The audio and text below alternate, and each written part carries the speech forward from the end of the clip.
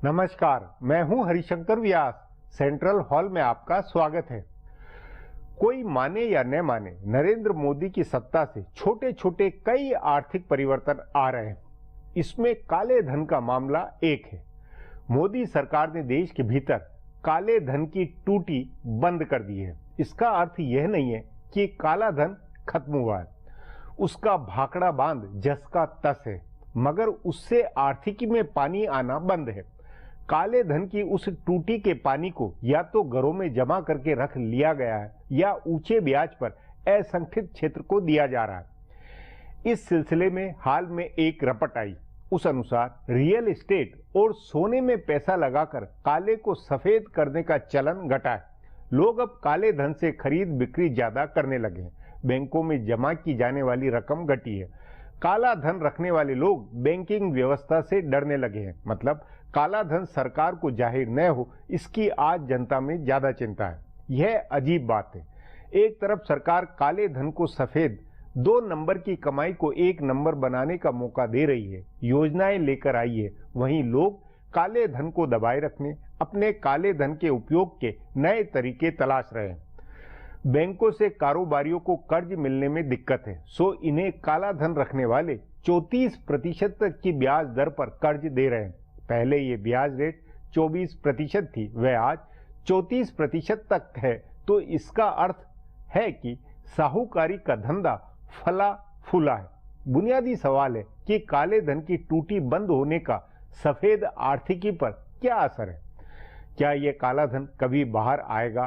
काला सफेद होकर क्या भारत की आर्थिकी का कायाकल्प करेगा? रियल एस्टेट, सोना चांदी, उपभोग में अभी जो सूखा है वह क्या फिर हरा भरा होगा? इसका जवाब दे सकना मुश्किल है। इतना जरूर कहा जा सकता है कि काले धन की पाइपलाइनों का बिछाव बदल रहा है। आज इस पर चर्चा है, मगर उससे पहले गपशप और खास सुर्खियां। शुरुआत सियासी गपशप से करते हैं।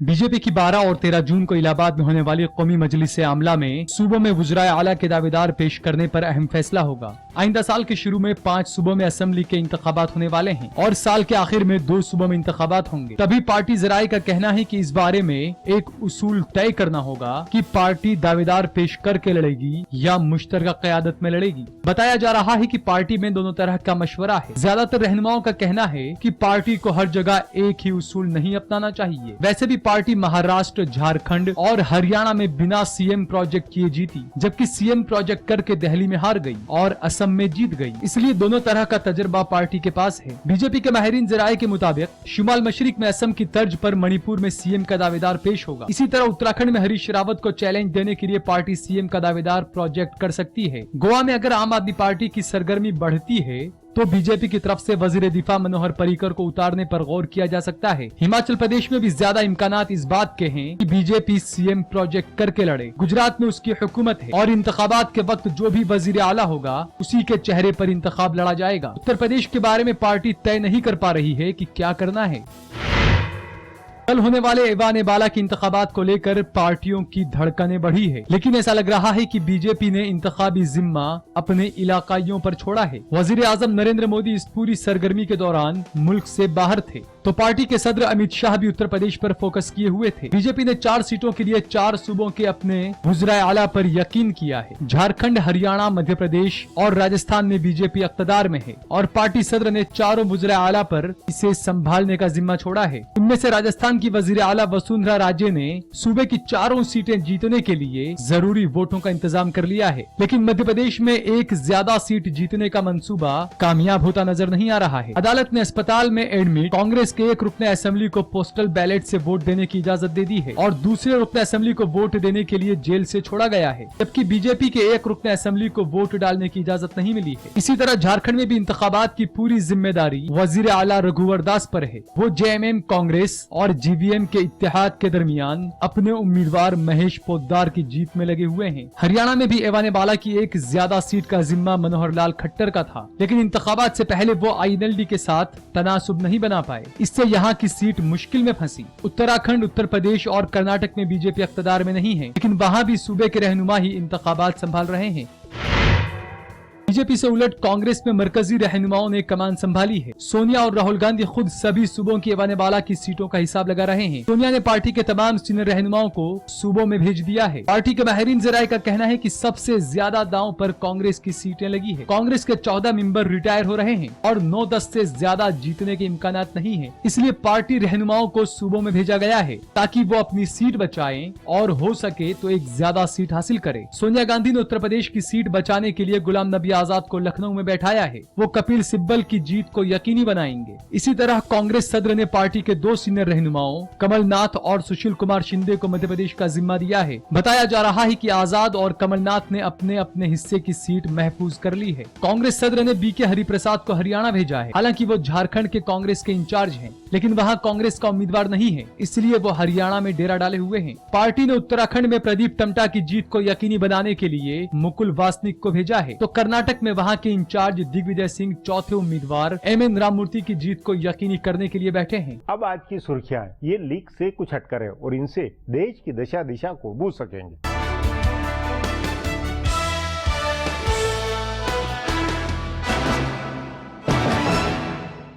मरकजी वजीर दाखिला राजनाथ सिंह ने उत्तर प्रदेश में वजारत आलिया के ओहदे पर अपनी दावेदारी पर चल रही कयासाराइयों को खत्म करते हुए कहा है कि ये एक नजरियाती सवाल है और पार्टी के पास सूबे में मजबूत रहनुमाओं की कमी नहीं है।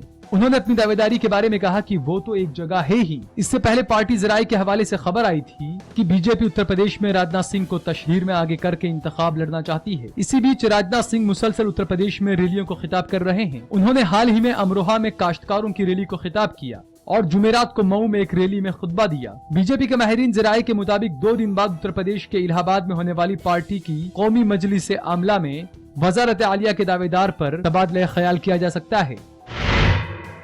अमेरिका ने दहशतगर्दी को लेकर पाकिस्तान को सख्त हिदायत दी है। अमेरिका ने कहा है कि पाकिस्तान इसे यकीनी बनाए कि उसकी जमीन का इस्तेमाल हिंदुस्तान के खिलाफ दहशतगर्दाना कार्रवाई के लिए नहीं हो। इससे पहले अपने अमेरिका दौरे के दौरान वजीर आजम नरेंद्र मोदी ने पाकिस्तान का नाम ये बगैर कहा था कि दहशतगर्दी हिंदुस्तान के पड़ोस में पलती है। इसके बाद अमेरिका ने पाकिस्तान को दहशतगर्दी को फैलने से रोकने की हिदायत दी। इसके साथ ही अमेरिका ने यह भी कहा कि दहशतगर्दों को रोकना एक कदम है जिसके जरिए पाकिस्तान और हिंदुस्तान के रिश्तों में सुधार हो सकता है। अमेरिकी वजारत खारजा के नायब तर्जुमान मार्क टॉनर ने कहा कि हिंदुस्तान और पाकिस्तान को सीधी बातचीत करनी चाहिए ताकि ताउन बढ़े और कशीदगी कम हो। हफ्ते को 7 सूबों की 27 एवान बाला की सीटों पर इंतखाबात होंगे। कांग्रेस और बीजेपी समेत कई इलाकाई पार्टियां अपने उम्मीदवार जिताने के हिसाब में लगी है। इन 7 सूबों में खाली हो रही सीटों से ज्यादा उम्मीदवार होने की वजह से इंतखाबात की नौबत आई है, जबकि 8 सूबों की 30 सीटों पर बिला मुकाबला इंतखाबात मुकम्मल हो चुके हैं। कल जिन सूबों में इंतखाबात है उसमें सबसे अहम उत्तर प्रदेश है, जहाँ 11 सीटों के लिए इंतखाबात है। बीजेपी की तरफ से आजाद उम्मीदवार प्रीति महापात्रा को हिमायत देने से वहां इंतखाबात की नौबत आई है। इसी तरह राजस्थान की 4, झारखंड की 2, उत्तराखंड की 1, मध्य प्रदेश की 3, हरियाणा की 2 और कर्नाटक की 4 सीटों पर कल इंतखाबात होंगे। इनमें से 4 सूबों हरियाणा, झारखंड, उत्तराखंड और मध्य प्रदेश में बीजेपी ने एक ज्यादा उम्मीदवार दिया है, तो कर्नाटक और राजस्थान में कांग्रेस ने एक ज्यादा उम्मीदवार उतारा है। कल के इंतखाबात में मरकजी वजीर वेंकैया नायडू, मुख्तार अब्बास नकवी, बीरेंद्र सिंह और निर्मला सीतारमण की एवान बाला में वापसी हो सकती है। फिल्म सेंसर बोर्ड के चेयरमैन पहलाज निहलानी को मरकजी हुकूमत ने सख्त लहजे में कह दिया है कि उनको सोच समझ कर बोलना चाहिए। वजीर मवासलात रविशंकर प्रसाद ने मुंबई में आज कहा कि वजीर आजम नरेंद्र मोदी खुद को अवाम का खादिम मानते हैं और मुझे नहीं लगता कि खादिम को चमचों की जरूरत है। गौरतलब है कि फिल्म उड़ता पंजाब को लेकर चल रहे तनाजे के दौरान फिल्म डायरेक्टर अनुराग कश्यप के इल्जामात का जवाब देते हुए निहलानी ने कहा था कि वो वजीर आजम मोदी के चमचे हैं और उन्हें इस बात पर फख्र है। रविशंकर प्रसाद ने आज कहा इस तरह के बयानों से बचा जाना चाहिए। तमाम तनाजों के बाद अंदाजा लगाया जा रहा है कि फिल्म उड़ता पंजाब को बॉम्बे हाईकोर्ट से राहत मिल जाएगी। हाईकोर्ट ने आज समाअत पूरी कर ली है। समाअत के दौरान अदालत ने सेंसर बोर्ड के सरबराह पहलाज निहलानी से कहा है कि आपका काम फिल्मों को सर्टिफाइड करना है, उनको सेंसर करना नहीं। अदालत ने कहा कि कानून में कहीं भी सेंसर अल्फाज का इस्तेमाल नहीं किया गया है। समाअत के दौरान सेंसर बोर्ड की तरफ से कहा गया कि फिल्म में नाकाबिल कबूल सीन, गानों के गंदे बोल और गालियां हैं। इस पर अदालत ने कहा कि जबान किरदार से तय होती है। किसी ट्रक ड्राइवर की जबान मीठी और नरम नहीं हो सकती है। गौरतलब है कि पंजाब में नशे की परेशानी पर बनी इस फिल्म में निहलानी ने 89 सीन काटने का मशवरा दिया था, जिसके खिलाफ फिल्म डायरेक्टर ने अदालत का दरवाजा खटखटाया था। हाईकोर्ट पीर को इस मामले में फैसला सुना सकती है। फिलहाल अब एक ब्रेक है, फिर खुलासा होगा।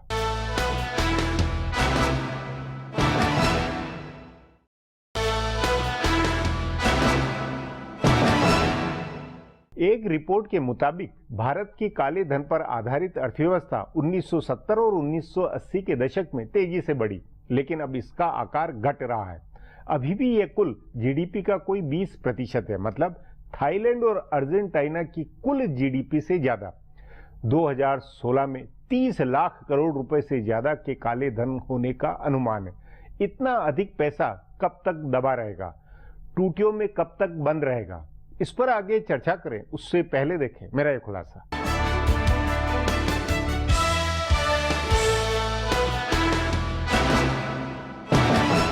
हिंदुस्तान में ब्लैक मनी की एक इक्तसादियात चलती है। सब कुछ काले और सफेद दो हिस्सों में होता है। लोग नकदी से ज्यादा खरीद करते हैं और प्लास्टिक मनी का चलन काफी महदूद है। जमीनों की हकीकी कीमत और सरकारी कीमत में इतना बड़ा फर्क है कि आराम से लोग ब्लैक और व्हाइट मनी में खरीद करते रहते हैं। लेकिन अब इस इक्तसादियात का ढांचा बदल रहा है। हुकूमत की सख्ती और बैंकों की हालत दोनों ही वजह से इस इक्तसादियात का खाका बदल रहा है। मरकजी हुकूमत ने गैर मुल्कों में जमा ब्लैक मनी को लेकर सख्त कानून बनाया है। वज़ीर आज़म नरेंद्र मोदी ने स्विट्जरलैंड के अपने हालिया दौरे में वहाँ की हुकूमत से इस बारे में बात की है और दोनों ममालिक के दरमियान इत्तिलात के लेन देन पर रजामंदी बनी है। इसी तरह घरेलू ब्लैक मनी को बाहर लाने और इसका चलन रोकने के लिए हुकूमत कानून बना रही है। अभी हुकूमत ने लोगों को एक यकीनी वक्त तक छूट दे रखी है कि वो अपने ब्लैक मनी का ऐलान करके उसे सफेद बनाए। इसके बाद सख्त कानून नाफिज होगा और हुकूमत कार्रवाई करेगी। अदालत ने भी कहा है कि आमद से जायद इमलाक होना गुनाह नहीं है अगर उसका जरिया मुजरिमाना नहीं है तो। इसके बावजूद दाखिली ब्लैक मनी बाहर नहीं आ रहा है। 90 की दहाई में पी चिदम्बरम ने खुद से ऐलान करने का एक मंसूबा निकाला था, लेकिन उसमें ऐलान करने वाले लोगों का तजर्बा अच्छा नहीं रहा था। इसलिए इस बार लोग इस मंसूबे में कम दिलचस्पी दिखा रहे हैं। इसकी बजाय वो अपने नकद जमा पैसों को निकालने के लिए इकदाम करने में लगे हैं। एक ताज़ा रिपोर्ट से पता चला है कि नकदी खरीदारी में तेजी आई है। प्लास्टिक मनी यानी क्रेडिट और डेबिट कार्ड से खरीदारी को फरोग दिए जाने के लिए स्कीमों के बावजूद लोग उसे नहीं अपना रहे हैं। इस रिपोर्ट में यह भी कहा गया है कि बाजार में नकदी का चलन बढ़ गया है क्योंकि हुकूमत 2 लाख रुपए से ऊपर की तमाम खरीद पर नजर रख रही है और लोगों को इनकम टैक्स के नोटिस जा रहे हैं। इसलिए लोग रियल एस्टेट या सोना चांदी में खरीदारी नहीं कर रहे हैं। जिनके पास ब्लैक मनी जमा है वो 34% सालाना यानी तकरीबन 3% फी माह के सूद पर मुख्तलिफ जगहों पर पैसा लगा रहे हैं। गुज़िश्ता कुछ वक्त से बैंकों की हालत खराब है। उनकी बड़ी रकम खसारे के अकाउंट में गई है। लाखों करोड़ रुपए का कर्ज डूबा हुआ है, इसलिए वो काफी फूंक फूंक कर कर्ज दे रहे हैं। तभी कुछ हलकों में ऊंची शरह सूद पर नकदी के चलन का रास्ता साफ हुआ है। जाहिर है ब्लैक मनी को रोकने के हुकूमत के मंसूबों की वजह से ब्लैक मनी का बनना कम हुआ है। इसी का असर है कि सबसे तेजी से बढ़ रही रियल एस्टेट की इक्तसादियात माली बहरान का शिकार हुई है। जमीन और कमान की कीमत गिरी है और अगर इस वक्त बैंकिंग निजाम दुरुस्त हो जाए तो अवाम के मकान हासिल करने का ख्वाब आसानी से पूरा हो सकता है। लेकिन मामला सिर्फ ब्लैक मनी की तामीर को रोकने का नहीं है, बल्कि इक्तसादियात में पहले से मौजूद ब्लैक मनी को बाहर निकालने का भी है। पहले जो ब्लैक मनी रियल एस्टेट और सोने चांदी में लगा है वो बाहर नहीं निकल रहा है। हुकूमत को उस पर ध्यान देना होगा। अब एक ब्रेक है, उसके बाद काले धन की ताजा स्थिति पर चर्चा करेंगे।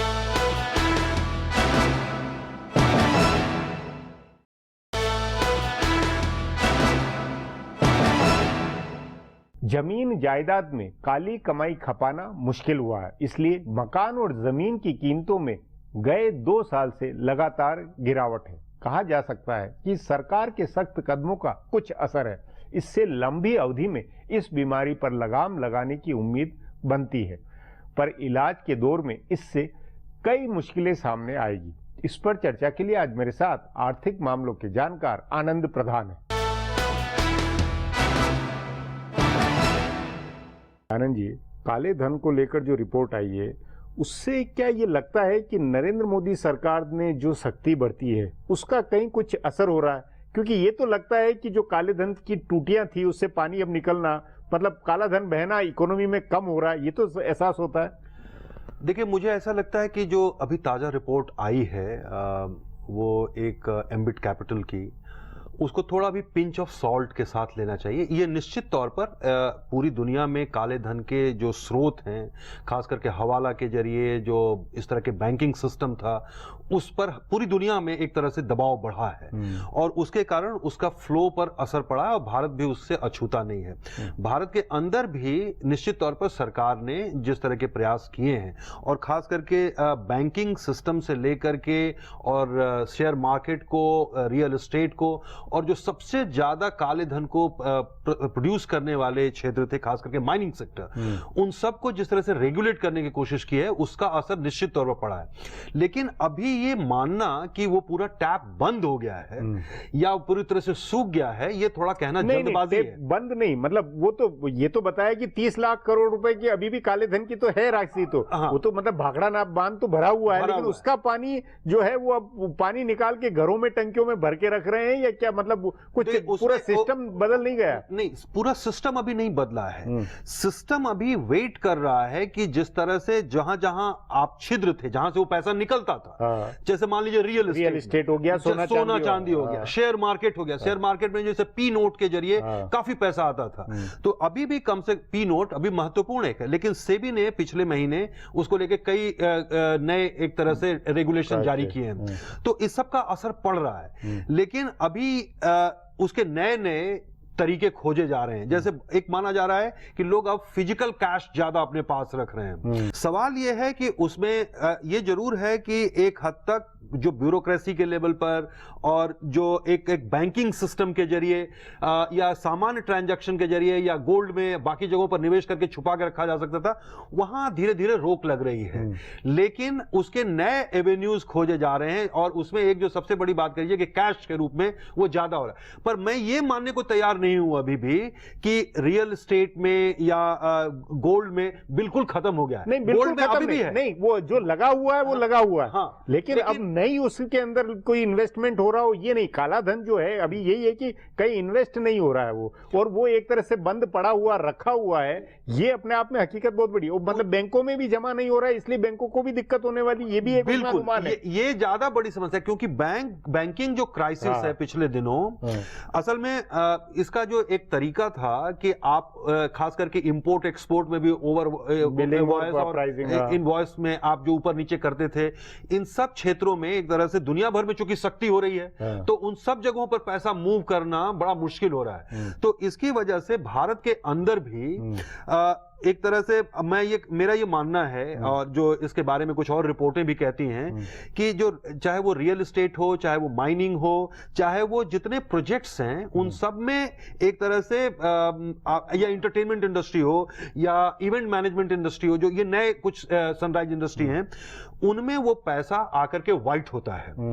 वो व्हाइट होने की प्रक्रिया पिछले कुछ वर्षों से जो सारे प्रोजेक्ट ठहर गए थे ओवर बैंकिंग लोन होने के कारण, क्योंकि उसी लोन के बहाने वो एक तरह से दिखाया जाता था व्हाइट करके, वो चूंकि पूरा सिस्टम ठहरा हुआ है, इसलिए उस कैश को निकल करके उस सिस्टम में आने में दिक्कत हो रही है। इसलिए अभी हमारा ये मानना कि वो बिल्कुल खत्म हो गया और वो निकल नहीं पाएगा और अंततः उसको सरेंडर करना पड़ेगा, क्योंकि सरकार ने अभी अनाउंस किया हुआ है, सरकार ने कई योजनाएं बनाई हुई है, पैसा नहीं उसमें आ रहा है उस तरह से जिस तरह की अपेक्षा थी। सरकार ने कहा कि आप अनाउंस करने का ये आखिरी मौका है, उसके बाद पनिशमेंट होगा, क्योंकि बहुत सख्त कानून बनाया गया है। लेकिन और उद्योगपतियों में और खास करके कारोबारियों में एक बेचैनी भी है। उसको कहा जा रहा है कि बड़ा एक ड्रैकोनियन कानून बनाया गया है और वो कह रहे हैं कि इसका मिसयूज हो सकता है। लेकिन मुझे लगता है कि अभी भी एक तरह से पूरी तरह से, मतलब मैं नहीं मानता हूं कि वो बंद हो गया है या उसमें एक तरह से आप कहें कि नहीं, लेकिन नहीं, उसमें ये कि वो साइकिल जो था, जो चल रहा था, जो मतलब काले धन की समानांतर आर्थिकी थी और उससे पूरी आर्थिकी चल रही थी, वो तो रुक रही, वो तो घट रही है। नहीं, अभी उसको भी कहना मुश्किल है, क्योंकि देखिए अभी बहुत सारे सेक्टर्स हैं वो पूरी तरह से रेगुलेटेड नहीं है। असल सवाल ये है ब्लैक मनी को लेकर के कि उसके सर्कुलेशन को रोकने से ज्यादा उसके सोर्स को कैसे रोका जाए। और वहां जो रेगुलेशन है, चाहे वो रियल एस्टेट हो, चाहे माइनिंग सेक्टर हो, चाहे ट्रांसपोर्ट सेक्टर हो, चाहे वो गोल्ड के इंपोर्ट और या एक्सपोर्ट इंपोर्ट हो, इन सारे जगहों पर जो रेगुलेशन, या शेयर मार्केट हो, तो इन सभी जगहों पर जिस तरह का सख्त रेगुलेशन और ओवरसाइट, रेगुलेशन ही काफी नहीं है बल्कि उस पर निगरानी जिस तरह की होनी चाहिए, या भ्रष्टाचार पर जो इस तरह का अंकुश लगना चाहिए, वो शायद अभी उस तरह उतना नहीं है जितना। पर फिर भी हुआ 2 साल में, निश्चित तौर पर बिल्कुल हुआ है, बिल्कुल हुआ है। और वो इसलिए भी हुआ है कि क्योंकि पूरी दुनिया में इस तरह का एक दबाव बढ़ा है, पूरे इस तरह का जो बैंकिंग सिस्टम है, जो टैक्स हेवंस हैं, उन सब पर दुनिया भर के देशों की, खास करके अमेरिका वगैरह ने, क्योंकि माना यह जाने लगा था कि वो पैसा आतंकवाद के लिए भी इस्तेमाल हो रहा है, वो भी एक उसका था, वो उसका एक बहुत महत्वपूर्ण पहलू था। तो उसके कारण दुनिया भर की ताकतों ने इस पर रोक लगाने की कोशिश की है।